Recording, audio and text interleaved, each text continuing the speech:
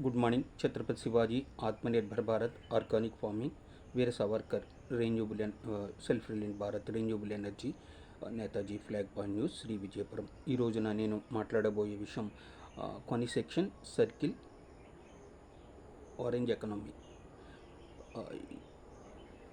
మీకు ఒక కానిక్ సెక్షన్ని ఒక 90 డిగ్రీస్లో కట్ చేస్తే మీకు ఒక సర్కిల్ ఏర్పడుతుంది. ఇక్కడ రామాయణం తీసుకుంటే వనవాసం,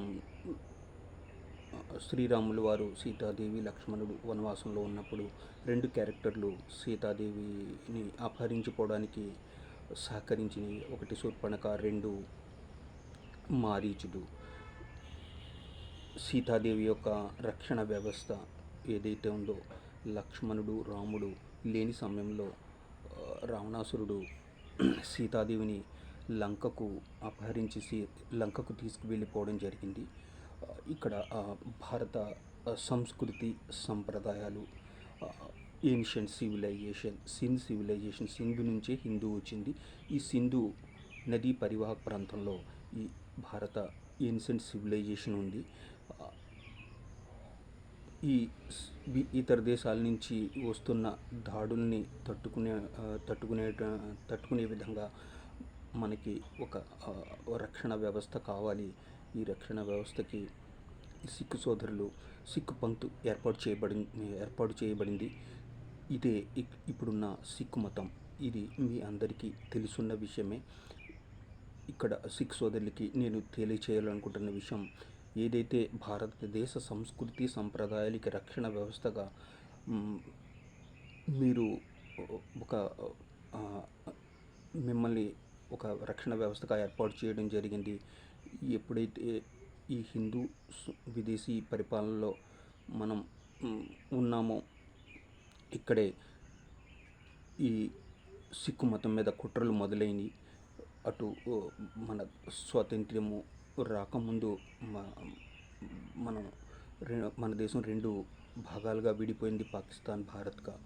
ఇక్కడే సిక్కు మతం మీద కుట్రలు మొదలైనవి. అటు పాకిస్తాన్ కర్తార్పూర్ కారిడార్ పంజాబ్లో ఉండిపోవడం జరిగింది, ఇటు కొంత భారతదేశంలో ఉండిపోవడం జరిగింది. ఇదంతా మీకు తెలుసున్న విషయమే. ఇక్కడ సిక్కు మతం అనేది రెండు భాగాలుగా విభజించబడింది. రెండు దేశాల్లో రెండు భాగాలుగా విభజించబడింది. ఇక్కడ నేను సిక్ సోదరులకి ముఖ్యంగా తెలియచేయాలనుకుంటున్న విషయం, మనం ఏదైతే సంస్కృతి సంప్రదాయాల్ని రక్షించడానికి ఒక ధ్యేయం ఏదైతే ఉందో, దాన్ని మనం ఇన్కంప్లీట్గా ఉంది. అంటే విదేశీ పరిపాలనలో వేరే మతాలు మళ్ళీ మన దేశంలోకి వేరే రెండు మతాలు చొచ్చుకు వచ్చినవి. వీటి నుంచి రక్షణ వ్యవస్థగా మళ్ళీ ఈ సిక్కు మతం ఏర్పడాలి అని నా ఉద్దేశం. ఈ భారతదేశం ఏదైతే మన ఆర్థిక వ్యవస్థ, నరేంద్ర మోదీ గారు 2047 వికసిత్ భారత్, ఈ ఏదైతే కాన్సెప్ట్ ఉందో, ఈ కాన్సెప్ట్ ముందుకు తీసుకువెళ్ళడానికి ఈ సిక్కు సోదరులు అందరూ కలిసి రావాలి. భారతదేశంలో మీరు అంతర్భాగంగా ఉంటూ భారతదేశ ఆర్థిక వ్యవస్థని ముందుకు నడిపించాలని నా మనవి. ఇదే అంటే ఇక్కడ విదేశీయుల నుంచి వచ్చే రకరకాల ఫ్రిక్షన్స్, ఇవన్నీ తెలుసున్నవి యుద్ధ వాతావరణంలో.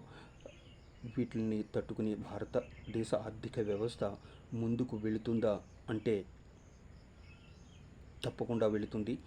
ఎందుకంటే కరోనా లాంటి సంకట పరిస్థితుల్లో కూడా భారతదేశ ఆర్థిక వ్యవస్థ ముందుకు వెళ్ళిపోయింది. కాకపోతే ఇప్పుడు జరుగుతున్న యుద్ధాలు మనకి ఏదైతే ఫాజిల్ ఆయిల్స్, గ్యాస్ ఏదైతే ఉందో, ఇంపోర్ట్స్ మీద ఆధారం.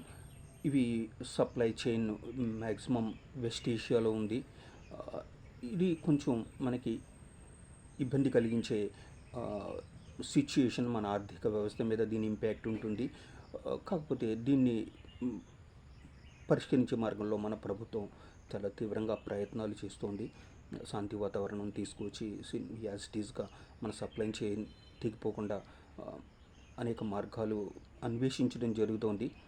ప్రజలకు ఇబ్బంది లేకుండా ఉద్దేశంలో మనది మన ప్రభుత్వం పనిచేస్తోంది. కాకపోతే మన దేశంలో మనం ఈ ఫాజిల్ ఆయిల్స్ విషయంలో మనం సెల్ఫ్ రిలయంట్ సాధించలేకపోవడానికి ప్రధాన కారణం గత ప్రభుత్వాలు. కాకపోతే ఇప్పుడు మోదీ వచ్చిన తర్వాత మన దేశంలో ఈ fossil oil reserves, gas reserves వీటి మీద ఒక అన్వేషణ మొదలైంది. ఇది ఒక మనకి అవుట్పుట్ కొంతవరకు వచ్చింది. మన ధైర్యం, మన అండమాన్ నికోబార్ ఐలాండ్స్లో 70 ఇయర్స్కి సరిపడగా మనకి పెట్రోల్ రిజర్వ్స్ ఉన్నాయి. ప్లస్ గ్యాస్ నిల్వలు కూడా బయటపడడం జరిగింది. ఈ ప్రయత్నాలకు అడ్డుపడుతూ ఇప్పుడు ఉన్న ప్రతిపక్షంలో కొంతమంది కూడా ఇక్కడ ఎన్విరాన్మెంటు పాడైపోతుంది అని రకరకాల కొన్ని అడ్డంకులు సృష్టిస్తున్నారు దీనికోసం. కాకపోతే ఇక్కడ మన మోదీ గారి ప్రభుత్వం చాలా ధైర్యంగా ముందుకు వెళుతోంది. ఈ విషయంలో మనం ఒక సక్సెస్ సాధించడం జరిగింది. మనకు సెల్ఫ్ రిలయంట్ సాధించడానికి భవిష్యత్తు ఒక భరోసా మోదీ ప్రభుత్వం ప్రజలకు కల్పించగలిగింది. ఇది కొంచెం ప్రాసెస్ అయ్యి మన స్వదేశంలోనే ఈ ఫాజిల్ ఆయిల్స్, గ్యాస్ ఉత్పత్తి మన రిసోర్సెస్ తీసుకుని మనకి ప్రజలకి అందుబాటులో తెచ్చే ఒక ప్రయత్నం సక్సెస్ అయింది. ఇది త్వరలో దేశ ప్రజలకి అందుతుంది. మన సెల్ఫ్ రిలయంట్ సాధిస్తాము. దీనికి ప్రజలందరూ సహకరించాలి. ఇదే నేను ఈరోజు ఇవ్వదలుచుకున్న message. Thank you very much.